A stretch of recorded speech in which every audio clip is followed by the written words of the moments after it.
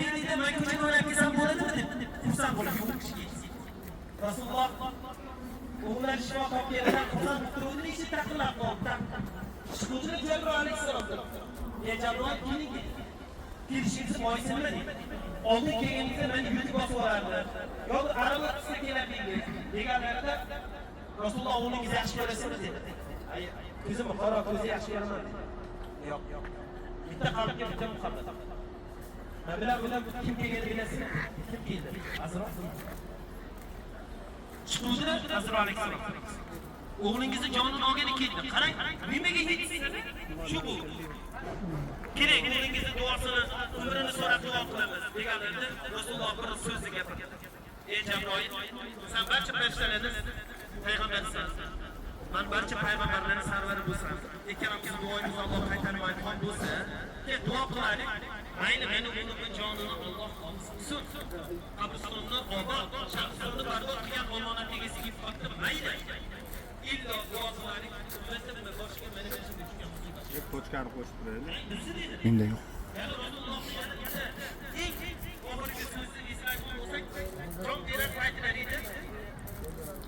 Dushanba kuni edi. Shunda Jabroil alayhissalom kelganida Rasululloh xolingiz qanday bo'ldi? Oldingidan banda chatoq. Ammo ummatim holi nima bo'ladi? O'zbekcha bilan xurmo bergan, o'zbekcha. Ummatim holi nima bo'ladi deganlarida qarang. O'zlari aytib turibdi, meni holim chatoq bo'lyapti.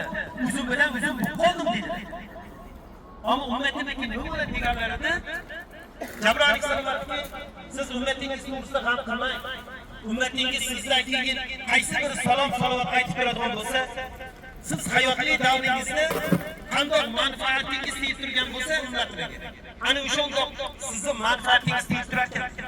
Dedilar, ey Jabroil, Azroilga ishni boshlaysiz. Men roziman jon berishga. Ko'nglari to'ldi-da, ungacha holim nima bo'ladi, ummatimga holim nima bo'lar ekan deb turdilar. Oyshaniki nima bo'ladi demadilar. Qizlarim o'zimlarga nima bo'ladi demadilar. Ummatimga nima bo'lar ekan mendan keyin. Qarang, jon berish osonmi? Qarang, ishini qilaver, jon berish. Qarang, o'sha paytda ummatim dedi. U ham. Jon Azroil Habibimizni jonlarini olishni boshlaganda Jabroil alayhissalom orqaga qaradi. Shunda jon qalbida, ey Jabroil dedilar, do'stim Jabroil dedi. Menga qarangchi dedi. Nima uchun orqaga qarab oldingiz deganlarda Jabroil alayhissalom Rasulullohga qaraganlarda Rasul Jabroil alayhissalom yig'lagan ekan. Ko'zlaridan yosh oqqan ekan Jabroil alayhissalom. Ey Jabroil, nima uchun yig'laysiz deganlarida do'stini jon berishini do'stiga ko'rish juda qiyin ya Rasululloh dedi. Undan so'ng dedilar, bugun siz bilan sizning intiqomingiz, sizni jon berishingiz bilan meni yerda bo'ladigan xizmatim intiqomim tugadi. Siz nima uchun sal bezovtasiz ya Rasululloh dedi. Jon berayotgan odamga qarang, savol. Nima uchun bezovtasiz ya Rasululloh deganlarda Rasululloh aytdilarki, yo Jabroil, jon berish shunaqa qiyin bo'ladimi dedi. Deganlarida Malikul Mavtga qarab to'xta dedi. Ya Rasululloh qiynamasmi dedi. Yo'q, jon berish shunaqa qiyin bo'ladimi? Hali mendan keyin ummatim shunaqa qiynaladimi dedi. Deganlarida Azroil alayhissalom aytdi, ha qiynaladi. Hozirgacha va bundan keyin qiyomatgacha birorta jonzotni sizni joningizni olgandek avaylamayman.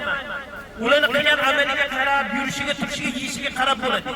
Shunda Rasululloh aytdilarki, ya Rob, ya Rob, ya Rob deb hurmat qildilar. Guvoh bo'l. Ey Alloh, guvoh bo'l. To qiyomatgacha tug'iladigan ummatimni hamma azobini menga berman ishlayman. Ummatim azobini ishlayman, ummatimga rahmat qil. Sizni bizni o'ylab o'tgan Rasulimiz umid qilaman.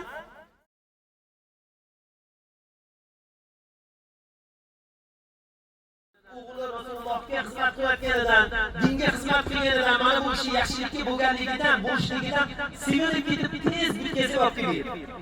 Va buni Rasulimiz hujra soatlardan chiqqunlaricha sahobalar olib kelib, Rasululloh turadigan joylarga minbar qilib qo'yib qo'ydi.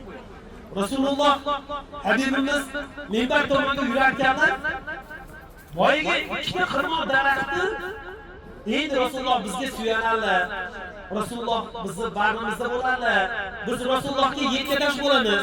Ya'ni Rasulullohga xizmat qilamiz deb mana bu ikkita qurib qolgan xirmo daraxtni kutib turuvdi. Rasululloh o'tib ketdilarda, Rasululloh o'tib ketdi. Boyagi parchaga chiqdi. Voy, bunga ishonmagan o'zi qalbi zaiflashib ketadi. Buni mingta sahoba tasdiqlagan. Qara, bitta emas, ikkita emas, uchta emas. Mingta sahoba tasdiqlagan ekan bu voqea. Shunda Rasululloh chiqib, men tepalarda turgan singari endi orqadagilarga qarab yuzlanib, endi so'zlayman deganlarida bir ayollar biladi, birinchi beshikda yotgan go'dak teng yig'lamasdan oldin ozgina irga qiladi, g'ishi. Bir g'ishigan davush eshitdi. To'xtab qoldi Rasululloh. Yaqinda qarasa hamma joy jimjitlik. Yana suhbat boshlaganlarida yana boyagi sahobalar aytishadiki, tuyaga taqqoslagan, tuyani bolasi yutuqchaga nimaga desa, endi u davrda tuya bo'lgan uchun bu to'loq onasini topa olmasdan xo'ngragani singari, bukilgani singari davshishdi. Hamma sahobalar hayron. Qaydan kelyapti bu yig'i deganda Rasululloh tapchandan tushibdilar. Tapchandan tushib, boyagi xirmo daraxtini, ikkita xirmo daraxti qurib olgan joyga berdi. Boyagi yig'layotgan xirmo daraxti, boyagi ikkita xo'ngragan, boyagi qurib olgan xirmo daraxti ekan. Yig'layapti ekan. Rasululloh oldiga bertiradi. To'xta debdi. Nima uchun ko'p yig'layapsan, bunchalik g'amlisan deganda, boyagi ikkita xirmo daraxti orasidan chiqqan davshishdi. Ya Rasululloh, endi bizdan uzoqlashdingizmi? Endi bizni bag'rimizda bo'lmaysizmi? Endi bizga suyanmaysizmi? Endi sizdan biz uzoqda turamizmi deb yig'laymiz. Endi bizni bag'rimizda emasmisiz? Bizga suyanmaysizmi? Endi sizni xitlaringizdan xitlamaymizni deb boyagi xirmo daraxtni yig'lab. Shunda Rasululloh ikkita qurib qolgan xirmo daraxtini quchoqlariga olib, xohlaysizlarmi dedi. Ikkalasiga aytdi. Xohlaysizlarmi? Sizlar qaydan kesib kelingan bo'lsa, o'sha joyga albarib, iktirib qo'yaman ko'karasizlar. Yo xohlaysizlarmi? Jannatga chiqib ikkiman. Deganlarida ikkita xirmo daraxt nima deydi? Ya Rasululloh, biz bo'lak narsani xohlaymiz.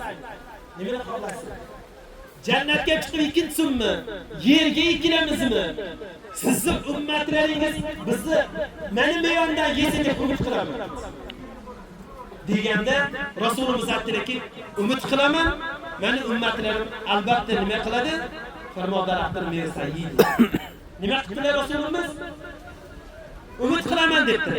Buyuraman deganlarda yeyolmay qolsak gunohkor bo'ladi. Rasululloh umid qilaman dedi. Hammamizda borki yaxshi. Hammamiz jannatni umid qilamiz. Hammamiz gunohimizni kechirishligini xohlaymiz. Hammamiz ota-onamizning gunohini kechirishni xohlaymiz. Hammamiz farzandlarimizni boy, zakotga qodir, shunaqa bir kasallik uchramasligini xohlaymiz. To'g'rimi? Ana o'sha maqsadlarimizga yetsak, demak biz